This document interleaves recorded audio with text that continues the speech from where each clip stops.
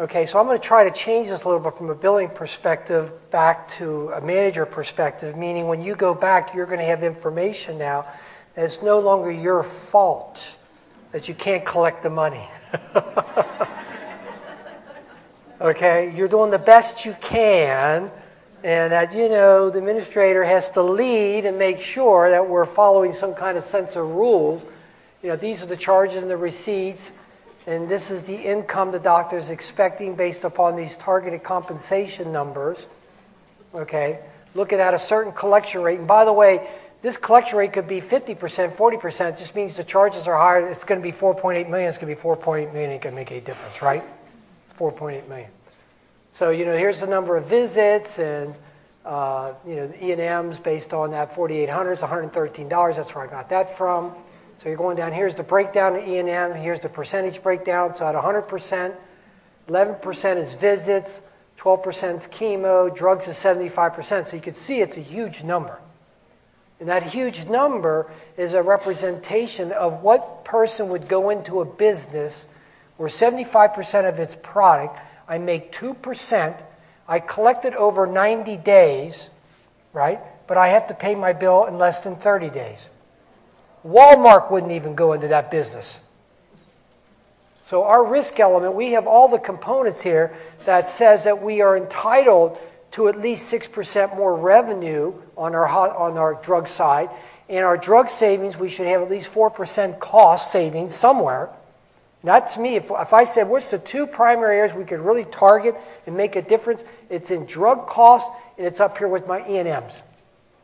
Those are two areas I know I can make an impact on.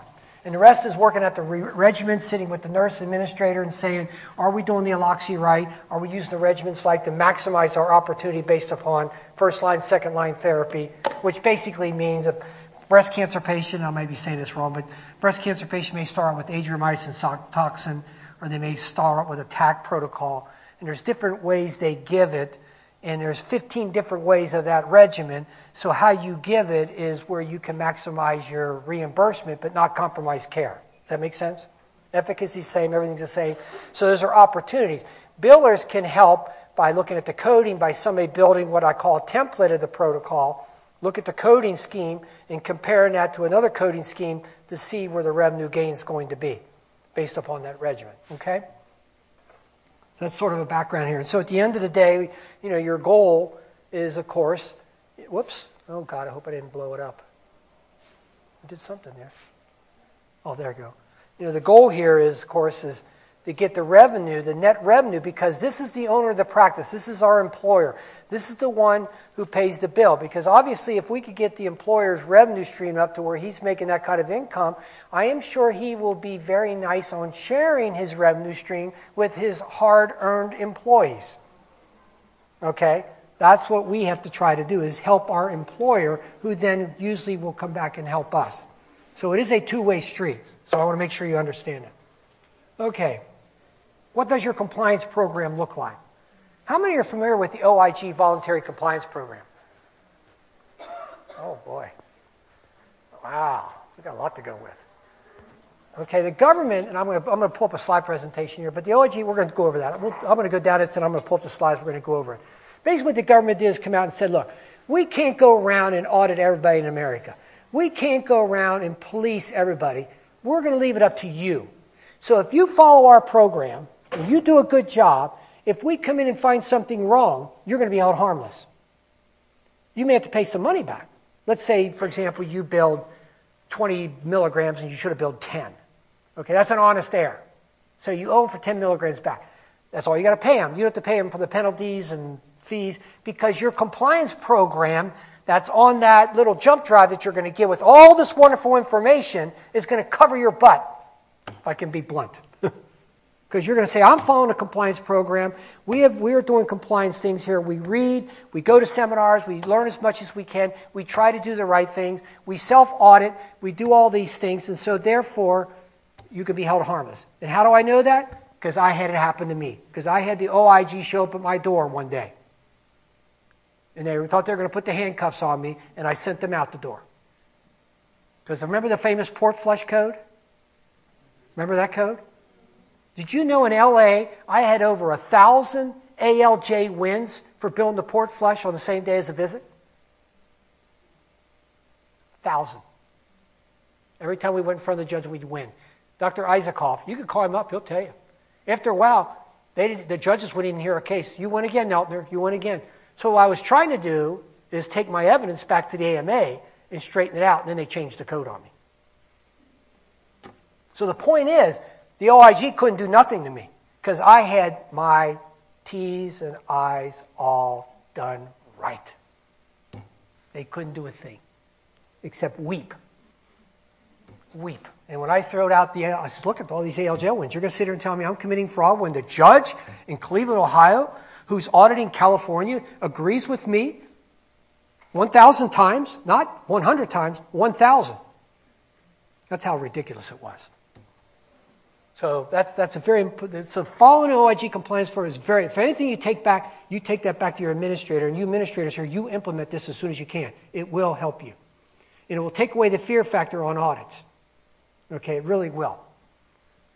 So there is an importance of doing internal audits. And why is that important? Because it shows you're being self-compliant. So if the doctor's undercoding, you audit and say, look, you're undercoding, you show him why or show her why, they'll change their behavior and they get back into compliance. You come back another couple months, you check again, you check again, you check again. If you get audited and that auditor doesn't agree with you, you get to debate with them. You get to argue with them. You get to discuss it with them. And I guarantee you, I have never, except 2 times I can count in my career where I've really lost a Medicare audit. And I didn't win them because I'm the great Marty Neltner. I won it because I had great doctors who got in these auditors' faces and told great stories and documented well, and they were the ones that won the audits. Your documentation speaks for itself, but you can't be the one hurrying up to write the check out. You've got to fight back. And right now, we got a terrible problem, as I said, as you're walking out the door. Right now, everybody's looking at our level 5 office notes and calling them level 4s now. Because after all, we caused the problem. We're our own worst enemy. We're billing them as level 4s, but they're level 5s. I always tell doctors, why are you doing an 8 system exam if you're going to do it a 4? Do a 5 or 7. Just do 5 body organs. Why are you doing such an extensive review? Why don't you back down? Save on the transcription costs, for God's sake. You know, and the answer is, no, this is the work I'm doing. Well, fine, then you should be up at level 5. Okay? So what's the rack up to, and will you be prepared? RAC's kind of leaving E&M alone. The only one that's doing E&M audits right now is the CERT, and there's another group out there. I'm going up against one right now. Gosh, that auditor's really a piece of work. So, and we're challenging it. Okay, we are challenging it. So RAC is kind of staying away from it because, remember, they get paid on a commission. And who's going to sit there and argue over $40? Right? You go and audit a doctor and say, well, you overbilled these level 5s and we want our $40 back. Say, no, I didn't do this wrong. You get to dispute it. You get to argue. They don't want to mess with that. They want to go after these hospitals where they got big bucks. So RAC is kind of staying away from it. So we got a window of opportunity here to get back on track again and do it right. And again, if everybody in this room goes back and everybody starts billing level 5s tomorrow, that's not going to send up a red flag. Yes, somebody may get audited. Okay? And if they get audited, so what? You all were doing it the same way, or pretty much the same way. If you're all doing it the same way, then MOAS will come to your rescue and help defend you. That's the way it should be. Okay? Are you being audited for hospital visits? How many are being audited for hospital visits? Anybody getting hit for them? Yeah, isn't that interesting? That's a real challenge. Well, I got a form in the packet, by the way. I created a form because my nurse practitioner came and says, what am I going to do, Marty? You know, and I said, well, let's create a form. So when you're in the hospital, you can check a lot of blocks, cover your bases, and then you can write your little summary note. And that'll save you some time. Then you'll hit all the points. So that's what we're doing. So I do have a form in there. So again, the hospital visits are so much harder because the doctors are handwriting the notes. And it makes it really, really difficult. But so far, I've not had anybody, we got in some, as a matter of fact, a couple doctors out here, I went to bat for them on them. And right now, they're reconsidering. They're reconsidering the audits. Because we pointed out, saying, look, what do you want us to do? These are handwritten notes. You go to the hospital, you tell them to create a form, and we'll use a form, and maybe the doctor will clean up the penmanship. But right now, the way it is, this is how business is done. If you can't read our note, that's not our problem. The same rule on the office visit says if you can't read it or you don't, if it's not documented, you don't get it, doesn't apply in hospitals.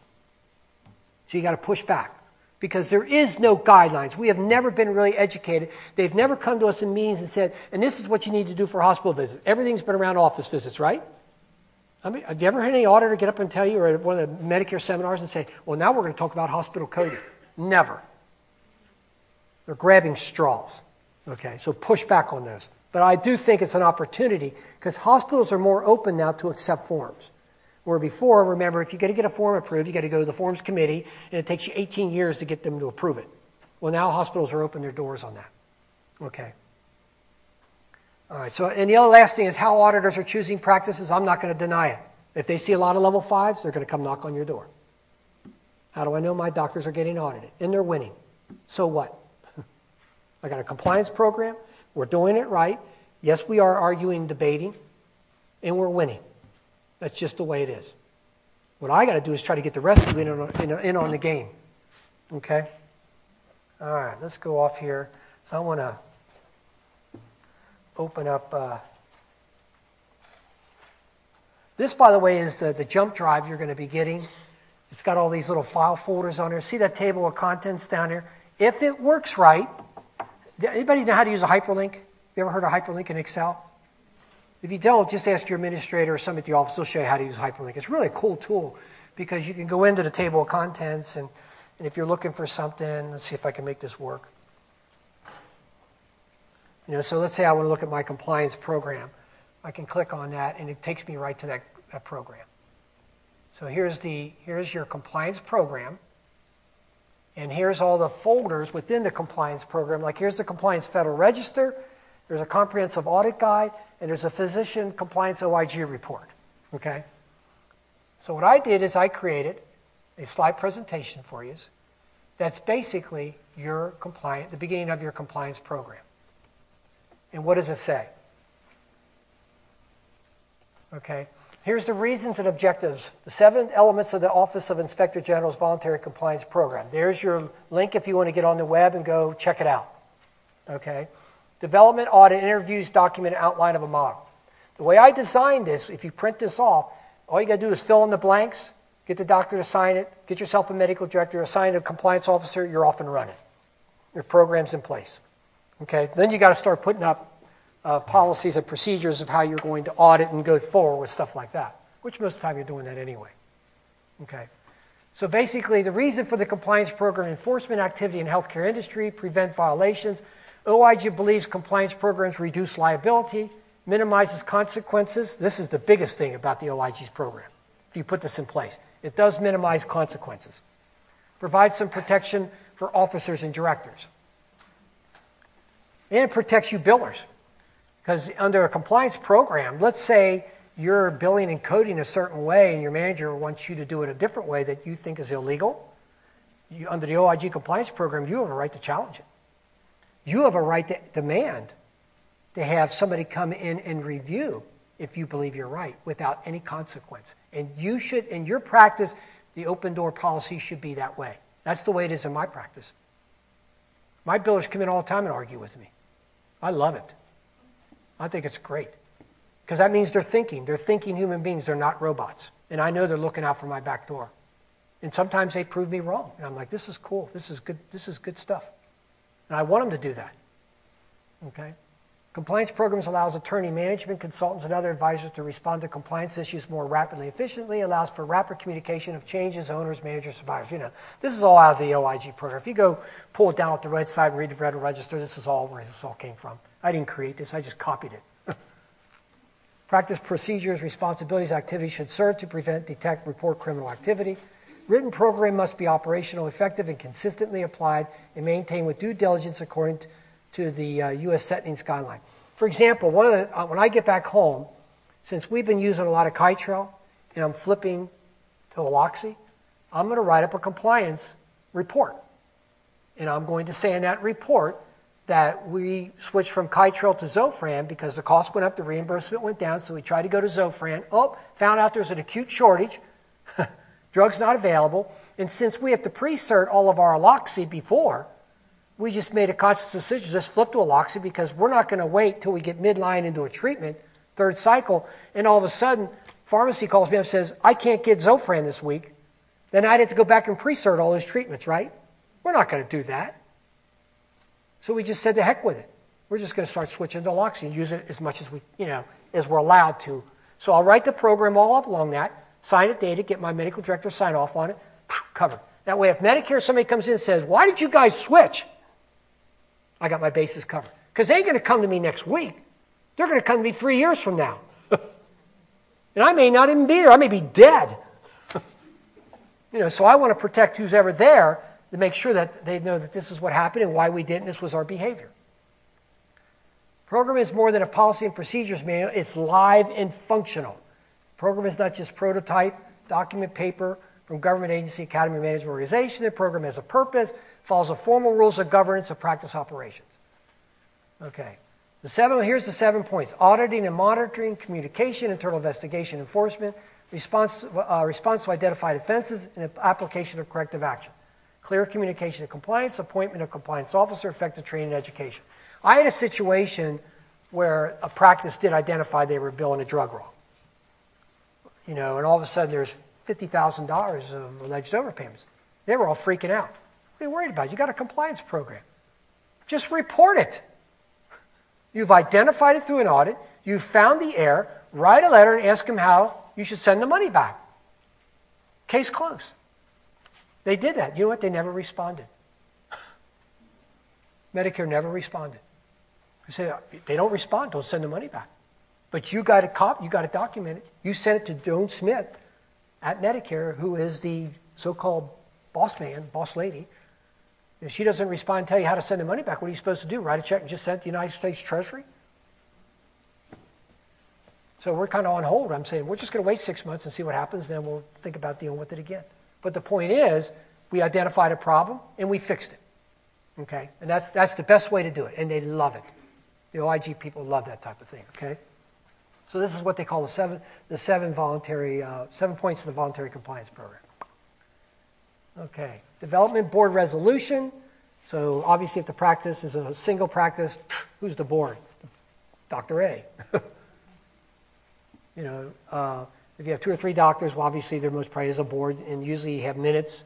You should document in your minutes with a board resolution. Development team includes, like when I did ours down in Summit, I just brought this in, I filled in the blanks, and I said, all in favor, and it went, and I filed this away in our minutes, and it was done.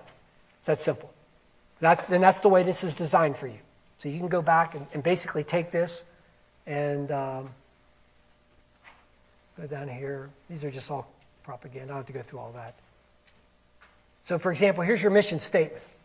It is the intent of practice A or Dr. A to fully comply, blah, blah, blah. Standard of conduct of Dr. A or practice A. Okay. Standards of conduct of compliance officer, you name who the people are, to Mr. CEO, board of directors. You may have to change that if you don't have a CEO. If you have an administrator, just change it. Just make a change. It's a PowerPoint. Standards of conduct are, here they are. You don't have to create them. It's already done for you. Unless you want to change something. And you have the right to change. You can change anything you want. You can add, subtract, whatever you do to it. All I'm trying to do is get you going here so you can get this thing up and running as quickly as possible. Okay, and develops policies and procedures, and you should. How many of you have actually written policies and procedures in the practice, especially clinical? Good. And you know what? I got to say something. Yous that don't have it, raise your hands again. See the ones? Wait, who's the ones that have them? There's no reason why they won't share with you. They'll help you out. You all are, friends here. See, the next speaker, you should say, the ones that raised their hand, Mariana, why don't you have them come in and bring their policies and procedures and put them up on the slide and let us go through it and see if we can use some of them, right? Why not? Because someday you may need them to help you with your problem, okay? And there's nothing wrong with that. And in nursing guidelines, most of your nurses are always following the ONS standards. You don't have to go write up 1,000 policies. Just say, we use the ONS standards. ONS policies, good. The only one that I know one doctor told me you should have a policy on is your port flush issue. I'm not sure why that is. He thought there should be a separate policy for that. Okay. Okay, the compliance officer or the medical, usually if it's a solo practice, it is the doctor. Usually it should be a medical doctor. If it's 2 or 3 doctors, one of the doctors should be named as the compliance medical officer. That way you have biller, if you have a problem, you can go to your supervisor and then ask for a meeting with the compliance medical officer who can help interpret the medical side of business based on the coding side that you have the knowledge on, right? So you can kind of put the two together and get buy-in. Once you get that buy-in, you document it in minutes. It becomes part of the minutes. If it involves changing a policy of how you're billing and coding something, great. Go forward. Because a lot of times, let's say you made a mistake, and it's a minor mistake, it's immaterial. You correct the error and you go forward. You don't send any money back because it's only $1 or $2 or something. Maybe you're billing something wrong or whatever. You know, Medicare is going to come in and say, oh, I see you found the problem. It wasn't material enough in dollars to send the money back. You corrected behavior, you moved on, you're okay. Say, you're okay. And that's what you want to be able to do. Because when an auditor comes in, if they find one thing, what do you think they're going to do? Keep looking, right? They're going to keep looking, thinking you've made some mistakes somewhere else. If you show them this and you have your documentation, you got your T's crossed and I's dotted, you're going to send them home. You're going to send them home. That's what you need to do. Okay? Standards of conduct of practice A, all questions related to the practice program, claims, processing procedure, billing practice ahead. So you're basically filling in the practice names here. And of course down here would be the compliance officer, Dr. Smith or Dr. Jones. Right. Standards of conduct of the practice. No physician or employees of the practice shall submit a claim for medical or ancillary services rendered unless such claim is supported by documentation that legibly and completely documents the rendering of such service. That's a pretty strong statement. But you're doing it. And if you make a mistake and you don't do it a couple times and you catch it, well, then correct the behavior and move on. So like I've got a doctor in my practice right now. He's been a bad boy. He's 2 months behind on his dictating. Oh, am I hitting a home run? I got him. You think you guys have ownership of it? Believe me, I've got him. And he's basically has 30 days to get caught up. I've documented it. And I said, if you don't get caught up in 30 days, I'm going to start withholding your check. And I've already went to the board, and the board's approved it. Okay? Sometimes you have to do that. In one practice up in Maryland, the owner of the practice was 6 months behind documenting. What do you think I did? How did you think I corrected that behavior? Pardon? Nope.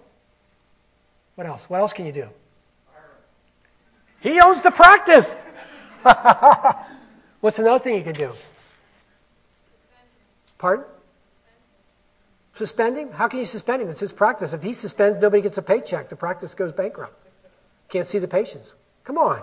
What would you do? What's the most common sense thing you could do as a biller? What could you do as a biller if he doesn't do? Don't bill it. And I call Sharon everyone. Sharon, how's he doing? Marty still hasn't billed any. Well, how many visits did you write off this month? Oh, so far we're up to about 200,000. Yeah. I said, you got to be kidding me. I says, you know what? We warned him. We told him it's his practice. But you know what? There is no monetary, right? The only thing he's in trouble, if they ever get sued, oh my gosh. Now he does have, I will say that he does have clinical documentation to chart. If I went in there, I could see where the vitals was done, a review of system was done on a form, but I don't have an exam. In the treatment plan, I have the order. I have a chemo order. It's kind of hodgepodge, you know what I mean? So there's enough clinical record there in his EMR that he would be okay. But he's really treading on dangerous ground. And I told him that. If he ever gets, if not from a monetary, because he's not committing any fraud, because he's not billing the office visit.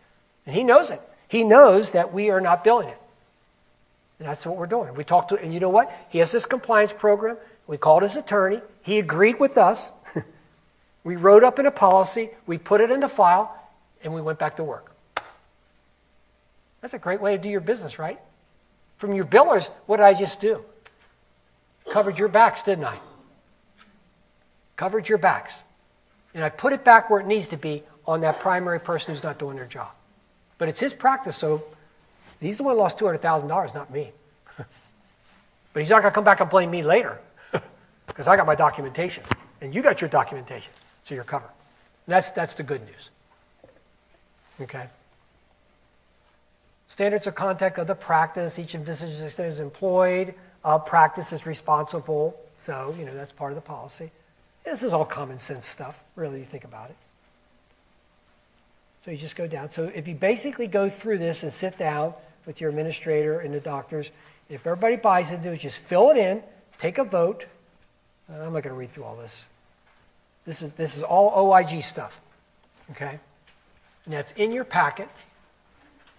You don't have it with you because I didn't. I told Pat, I said, you copy all this stuff here, you guys will be going home with a big bomb. You're going to kill all kinds of trees. I said, that's why we have jump drives.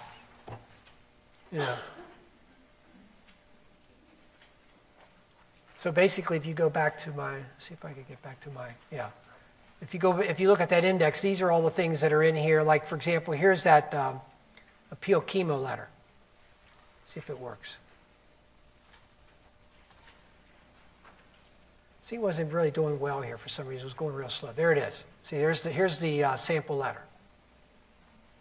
We're appealing the denial of a medically necessary and appropriate office visit of Dr. Smith, dated January the 10th, that occurred on the day the patient is presented for evaluation to clear the patient for possible infusion therapy. Citations are American Medical Association CPT book, American Society of Clinical Oncology ASCO letter, copy enclosed, CMS 100-4 transmittal 731.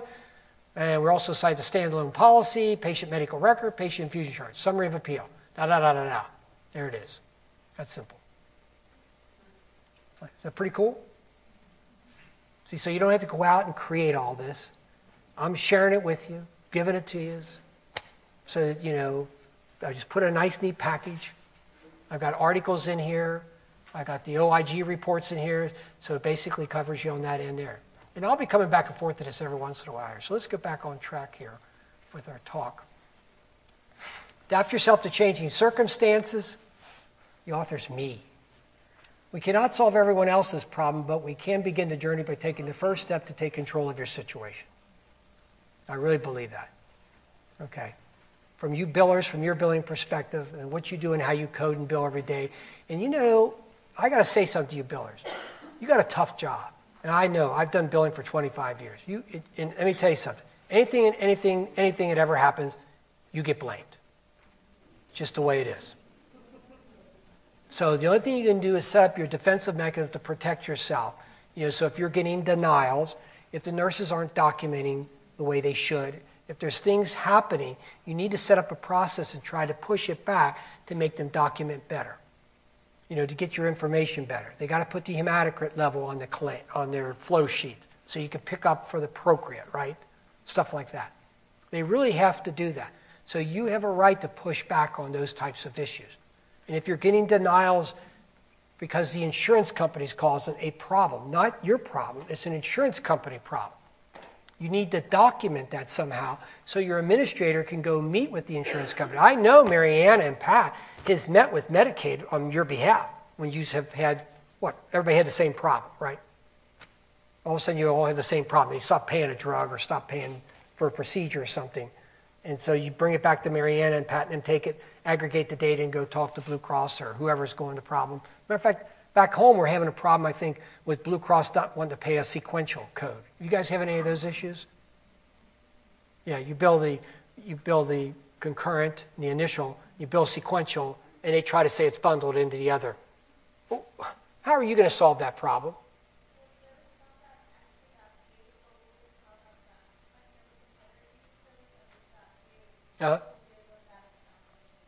Then they'll pay.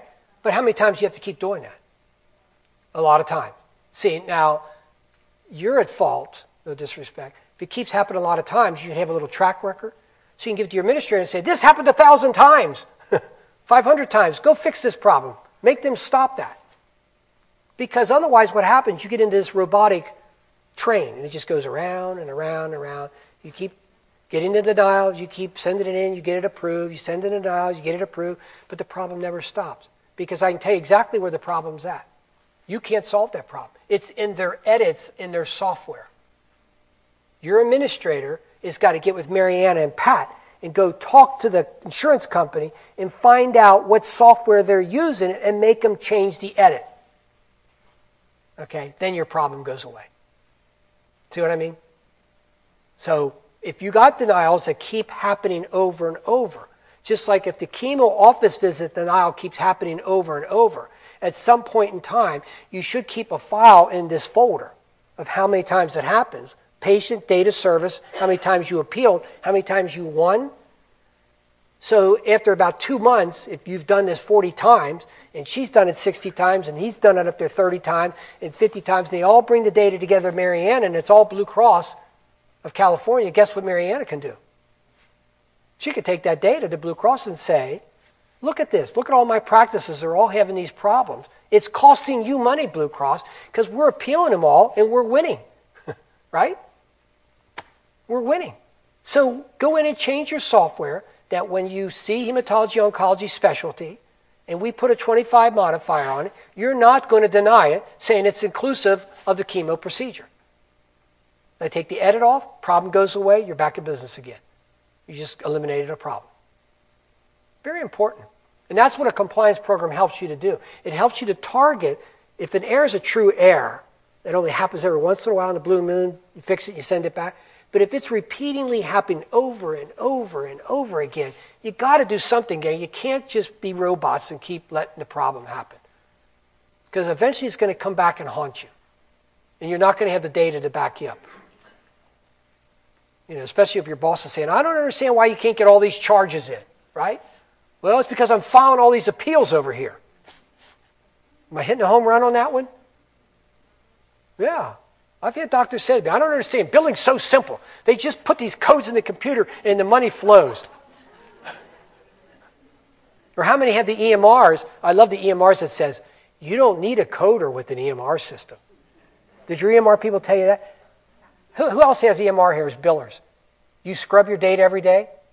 Yeah, isn't that interesting? So why are you scrubbing it every day if that EMR system was so magically going to figure out how to put everything in the right box, send it down, so all you do is press the button and send it out, magically get paid? Why are you scrubbing the data? Pardon? To get paid because something's not right. Nurses aren't perfect, you know. God love our nurses. They work as hard as they can. We got to look out for their back door, right? They make mistakes. So that's what you're doing. And in fact, you're scrubbing the claim. You're doing a compliance activity, right? That is a compliance audit. How many use hand forms? How many still use a fee ticket in the office? In my packet, there is a flow sheet. As a matter of fact, how many times do you find errors on the fee tickets that when you go back to the flow sheet's correct? Every single day I will find an error between the flow sheet and the fee ticket by our nurses. Every day. You know the easiest way to get rid of that problem? Get rid of the fee ticket and code off of the flow sheet. Right. Code, and I've got a code, I got 4 in here in the packet. Code off of the flow sheet. That is your best coding. And the nurses will love it because they don't have to fill out that stupid fee ticket anymore, right? Because they hate filling out that fee ticket. Why do we have to do that? We're not billers. Well, the interesting thing is, too, is that we found scenarios where something was written on a fee ticket. Yep. A certain drug, like Neulasta. Yeah. Not documented in the charts. We just found a revenue error, a potential area. Right. For lost revenue because the nurse didn't document right. Right. That's correct. But see now, if you eliminate the fee ticket, then they have more time to document, then you can expect them to do a better job. But your only defense on that one, if you don't have the fee ticket and you rely on the flow sheet and they don't put it on that flow sheet, you have to be checking against your Pyxis machine. Yeah. You don't do that? Well, we don't use a Pyxis machine. Then you have to have some kind of an independent system. When they take it out of the shelf, they mark it on a piece of paper in that pharmacy or wherever that, okay? And you can have a little spreadsheet that says, Neulasta, they wrote down this, just check the block. So you know at the end of the day, they did take a Neulasta off the shelf because that's independent of what they put on the flow sheet. Because there is that risk factor. There is definitely that risk factor there. Okay? Because if you have the fee ticket and you have the flow sheet, you know, you could catch it maybe either or. But 99% of the time, you won't catch it. Okay? If it's on the fee ticket. That's a fluke. That they marked it on the fee ticket and didn't mark it in the flow sheet. But you want to know something? This is something a lot of people don't know. If you have a fee ticket is actually a clinical record. Did you know that? The fee ticket can actually be a clinical record. So you really did have it clinically documented. She just didn't have it on the place you'd like to see it in the clinical chart. But it really was there. But I would try to get rid of that fee ticket. If I go back to the nurses will love you for that. You'll be their best friend, okay? All right, let's keep moving. So good. We talked a little bit about that there. So what is the overall goal of your practice? Okay, this is going back to when I first came in here and I gave you that, discussion about we want to stay private practice. I assume you all want to stay private practice, right? Your docs don't want to give up. Okay. So, obviously we want to provide the best care for our patients, to provide excellent documentation that tells the story of comprehensive complexity. This is the big problem with our E&M coding. If I can go back to my young lady that says the EMR system causes us more work, The biggest problem with the EMR system is not so much the EMR, it's the coding. The 95, 97 guidelines is garbage. Okay? And it's garbage because they make the doctor document this review of system and exam that is really not relevant to the decision-making process is what you're really looking for. Okay? And case after case after case, and when you look at some of these notes I'm going to pass out this afternoon, you're going to go through, and one thing you're going to see something very consistent on every note. And I want to see if you guys figure it out. I'm not going to tell you what it is, because it'll be so obvious you'll go, oh, wow. Okay? So the point is where my doctors have won audits is their storytelling in the comprehensive part of the assessment and plan. This is a stage 4 prostate cancer, and we're giving this drug therapy, and the patient's having good response, yada, yada, yada, yada. Okay? That's the meat and potatoes. And be honest with you, a lot of the auditors today are not really looking at the review of system exam scoring. They're looking at decision making, which is scary, because they're not giving any credit to the review of system and the exam, because the review of system all has yes, no. Or if you say 10 system review and all negative, or all systems reviewed and all negative, which is acceptable. The 95 guidelines say you can't say that. Okay, the problem is how many systems did the doctor review? Or you'll have 5 pertinent positives mentioned, and then he'll say all others negative. Well, how many other negative? Okay, so the point is that the notes, and unfortunately oncology, because of how we take care of our patients, we do it the same way all the time. Our notes do look robotic. Yes, ma'am. How do you get around the cloning? How do you get around the what? Cloning. They're cloning their notes. They're constantly, because the Yes. script doesn't change. Right. Well, what I suggest, I'm moving towards creating what I call special templates for special situations. Okay. As a matter of fact, if you were at the last seminar, I mentioned in the PowerPoint presentation, it's in one of your packets there, the last you go back, you'll find I came up with 10 different categories of visits that we have in an oncology practice. I'm just going to do this, see how many I remember. The initial visit, okay? First treatment visit, follow-up, second, third, fourth cycle, restaging visit, dose change visit, where they actually change doses, and change drugs. Let's see, what's the other one? End-of-life visit, hematology visit, blood transfusion visit. Yeah, I kind of go down these categories. So I'm saying to my doctors, you guys are going to have to decide what you think is a level 5 type service. Because most doctors will tell you they think a level 5 is a first treatment, chemo treatment. If you go back and ask them, say, what do you think is a level 5 visit? Most of them will say, first time I see the patient for chemo. Well, you talk to any nurse, they'll tell you that's the easy part. It's when they come back after the second or third cycle, they start having all kinds of side effect issues. So why is that a level 5 versus the second and the third? What changed? See what I mean? So in a port flush, how many of you consider when a patient comes in and sees the doctor and then you port flush the patient, right? Upcode to the next level. Does anybody do that? I'm looking. I see one. Everybody understand what I'm saying? So if a patient comes in and a doctor assesses the patient and they say, now go back and get your port flushed that same day. Some doctors, I get angry when they tell me, I make them come back the next day. No. Increase the level. If you're billing 4, just make it a 5. Because your acuity just went up as far as you just ordered a procedure. And that procedure took 15 minutes. And it cost supplies, right? That makes it a level 5. The only time it doesn't change is if you do a level 5 visit and you do a port flush and you can't get it. That's okay. I'm all right with that. So if somebody just comes up with a follow, or another example, breast cancer patient yearly follow-up. What level would you think that'd be? Huh? Level 5. You'd be surprised how many people think it's a level 4. So, if you create these categories, then you can take and create templates around the category. You can drop it down to maybe it looks like a level 4, which will save them time. That's going to take time because they're creatures of habit and it's hard to get them out of that habit. It really is. But with an EMR, hopefully, because I'll be honest with you, how many of you heard of scribes, using scribes? You heard of that? Isn't that interesting?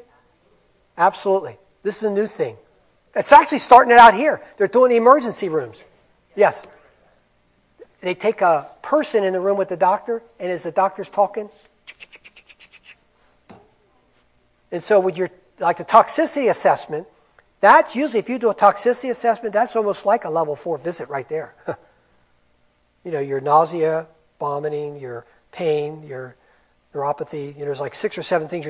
But a lot of times the nurses are doing that in the back. So here's the doctor doing his evaluation, and then the patient gets to the back and they do a toxicity assessment, and they scale it, don't they? But do they scale it in the EMR? Get them to do it. In the packet, there's a Well, in the packet, I created a toxicity form, got my IT guy, we put it on our EMR. Now our nurse practitioners and our nurses are doing the toxicity assessment, and now I'm getting pain scales, nausea scales. I'm getting some good data.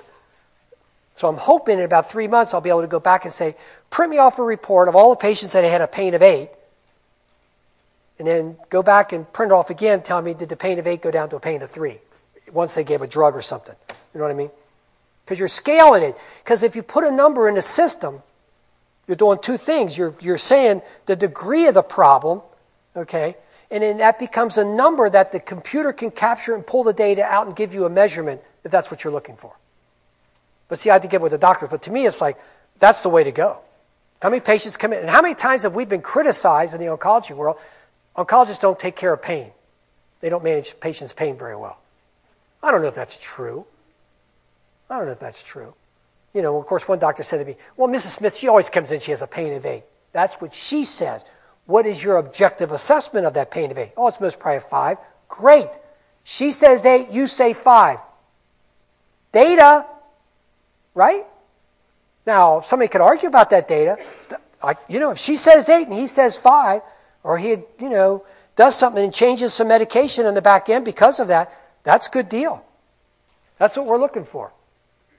So the point that, what I want to try to do with this, when we look at the notes, is to try to get you all thinking, if you see these audit forms and how stupid they are, that you're going to have to go back and start thinking about ways how we can change the note that they're more meaningful.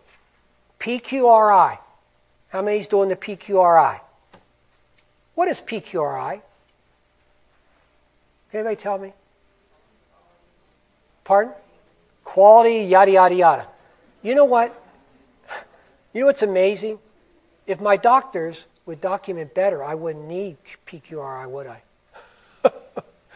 The PQRI questions they're asking are things that should be or maybe could be in the note. But it's not in the note because nobody's considered it to be meaningful, especially the doctors. They think PQRI is the stupidest thing in the world. And you know what? I say I agree. But I didn't create that. The government did. But you sure taking the money. But it's a tragedy that you won't spend time to give me a better note that you could get a level 5, which is better than a PQRI. Because that's like $50 going from a 4 to a 5 just by adding a couple more sentences or changing a couple of verbiage. That's all you're doing. You're doing the work. You're just not taking that extra time to do the documentation. And that's where the scribes are coming in. The scribes are coming in because they're going to go in and get all that baseline information up front, the review the system and help document the exam, the HPI. So all the doctor really has to do, in effect, is make his opinion. Because if he says order test and he interprets test, she's going to be typing away. He's saying that. I looked at your PET CT and your cancer's growing or is doing something. She's going to type as he's talking while he's talking to the patient. That's what scribes are doing. Pretty cool. Yeah, it's coming. But the justification for a scribe, the justification is you get better coding. If you get better coding, it's because you got a better note. That's a good deal. That's justification. It's back to my argument before. I can hire a couple of people and make $1 million more. Much needed revenue, much appropriate revenue that the government has agreed you're entitled to if you just take the time to get the documentation in that EMR, in the paper chart or wherever it is. And that's what we got to really, really, really, really focus on. Because I'll tell you what's going to happen. They're going to come back and make us do it anyway through these ACOs. And then they're going to lock us down on a level 4 reimbursement based on a level 5 documentation. And shame on us if you all don't change your wheel and get on board with me on this one. Because this is about the last time I'm going to be able to tell you all. Because after this, I don't know how we're going to do this. I'm running out of ideas. Because I keep coming back to the same idea. And that's the Obamacare. The Obamacare says we want doctors and providers spending more time with the patient because they feel if they do that, they get best bang for the buck.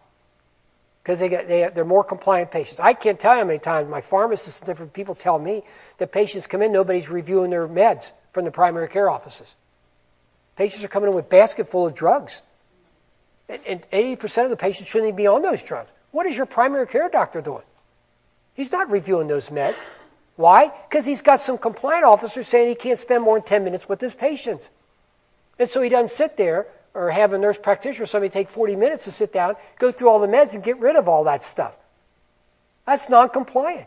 Now, gee, if the doctor spent the time, the nurse practitioner spent the time reviewing the meds, did all that and spent 40 minutes, that's a level 5 on time alone. It's like, what is the matter with this? You know, and 2 level 3s or 3 level 3s is equal to 1 level 5. So what's the difference? See what I mean? Okay. So what we're trying to do is to collect appropriate reimbursement for the service provided that offers value to the patient at a reasonable cost to the purchaser of the healthcare product. That's what we're trying to do.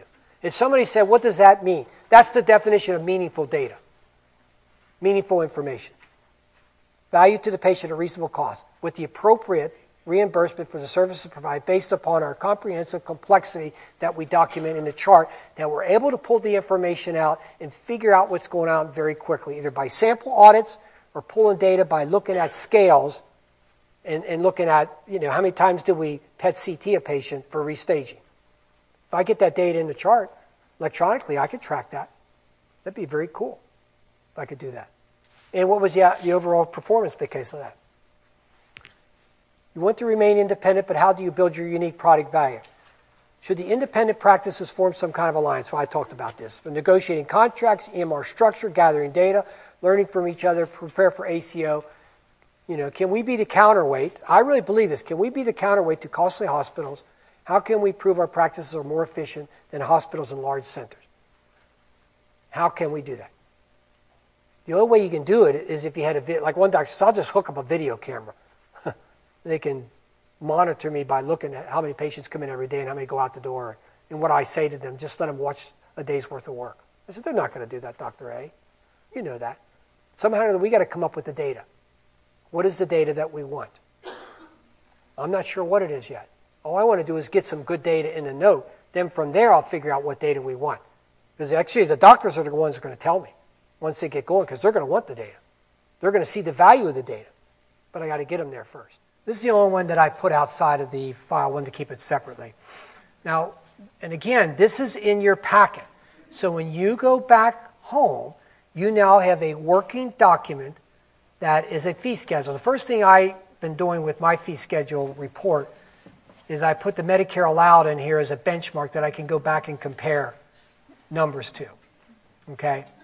So just so you know, so these columns over here, or these worksheets over here are basically just history data.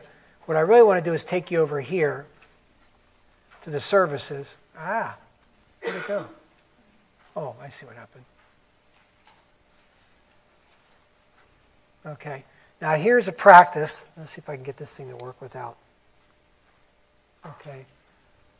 If you look here, here's the commercial. First thing I do is I put my fee schedule on one column.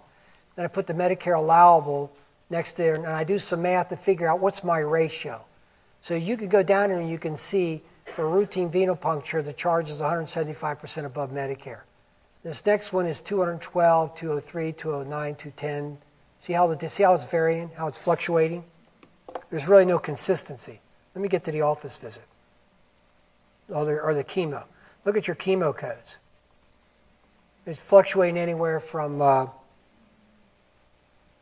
209, 212, 225, 180, 175, 341, 160. See how it's all inconsistent? When I look at this here and I see this here, the first thing I'm saying, this charge master was created based upon somebody going like this. There's no basis to it. Or they had a charge master that sat there in the practice for 20 years, and every year they just bumped it up 5%, and they never ever looked at it from a meaningful purpose by looking at it from what, based on the Medicare allowed, because that's what you're working off of. So then, and usually my biggest benchmark is I always go to my office visits right away. Okay. That helps me understand. So if you take the level, like 2, 3, 4, and 5, look, it's 207, 213, 225, 235. See that? So that's the price ratio. So what I want to do is try to figure out what should my benchmark be based upon a number above Medicare. So I will break it down. What should I expect? 120%, 130%, 140, 160. You can see I've got different columns here. Once I put that number in here based upon what I think I want to collect, somewhere in this range, then I divide that out and come up with the charge based upon an anticipated collection rate. In this case, I want 65%. So, at 65%, where's my... I just did this before. I don't know why this doesn't keep the column over here. Where's the level of office visits?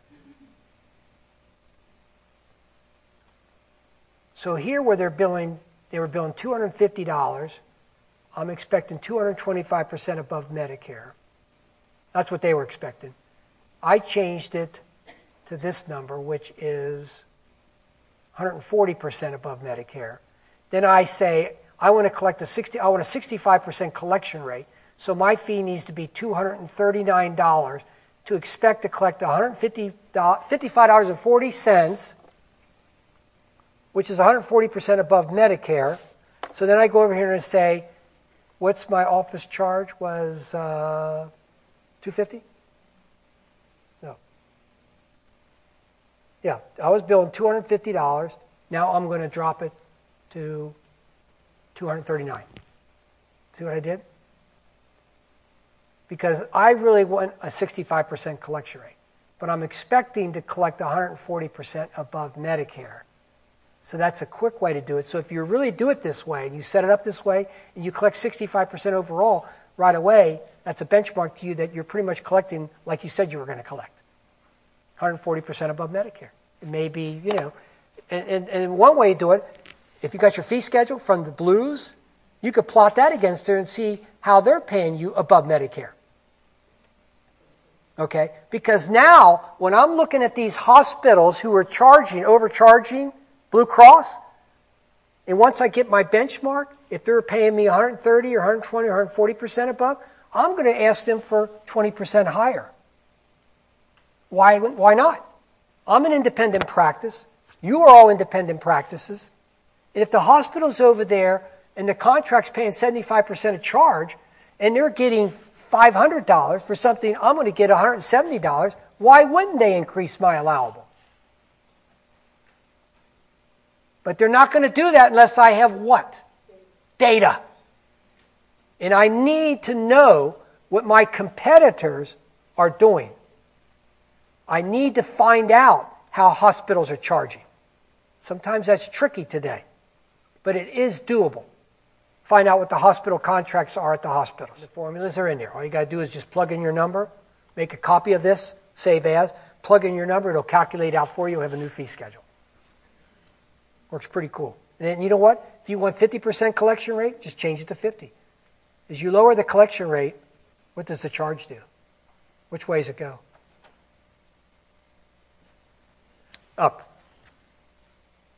So if I want a 50% collection rate, if I plug in 50, when I do my math, my charge is going to be much higher. Okay?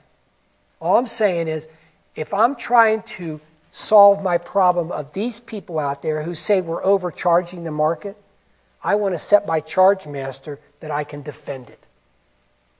That I can say to them that I am forced by the system to bill my fees at a certain rate above Medicare, and then I have to do the math to have an expected collection rate of 65%. And by the way, if you do your homework and do it right, you can make your collection rate 85%, lower your fee down, and still capture all your revenue based on your contracts, whatever those rates are.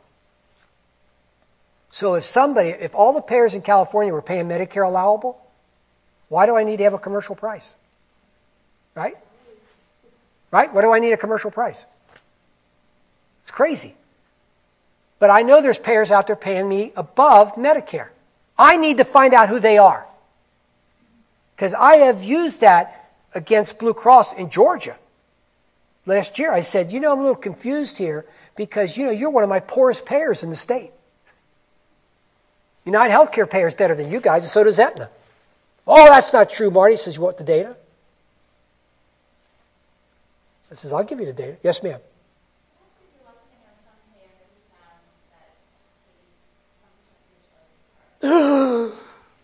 Well, here's the issue. Because I do have that. I have had that. This is called, have you ever heard the old economic adage, let the buyer beware? Have you ever heard that statement? In other words, do you want to keep raising the price to capture that one insurance company who's going to pay you that percentage charge? Or do you set it at something reasonable that makes sense and just accept that? I tell doctors, you're ahead of the ball game. Be fair. Be reasonable. Don't gouge, because you will get caught.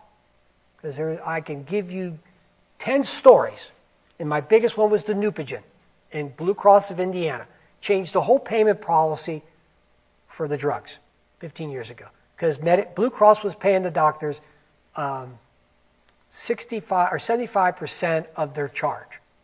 And of course, everybody took the Neupogen, and they tripled the charge. Okay, until Blue Cross, and back then, they were given 10 Neupogen shots, one every day. Remember that? They were doing 10 Neupogen shots every day. Okay, and they were charging $4,000 a charge and getting 75% of that. When the Blue Cross found that out, they went in and changed the whole fee schedule to Medicare. Doctors from all over the state came in. They told Blue Cross, we're going to quit our contracts. We're going to put all our patients in the hospitals if you don't change that. And the hospital administrator, the Blue Cross guy said, we don't care. It's cheaper. Put them in the hospital. You're overcharging us. That was a hard lesson. So be fair. And that's what I'm trying to project to you.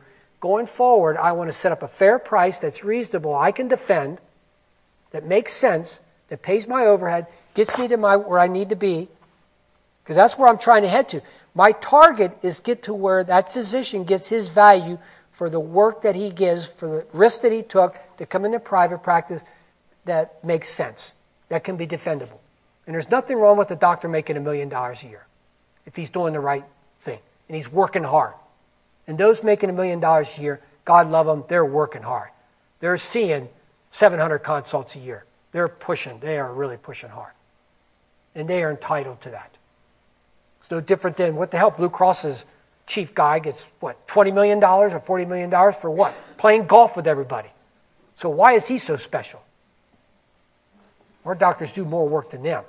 So we as the administrators and billers, our job is to try to help the doctors to set up the business plan so we can defend it and take it forward so it makes sense. And that's really what I'm trying to do here. So that's why the fee schedule, to me, I think it's the kingpin of the practice. It's the soul of the practice, I tell people.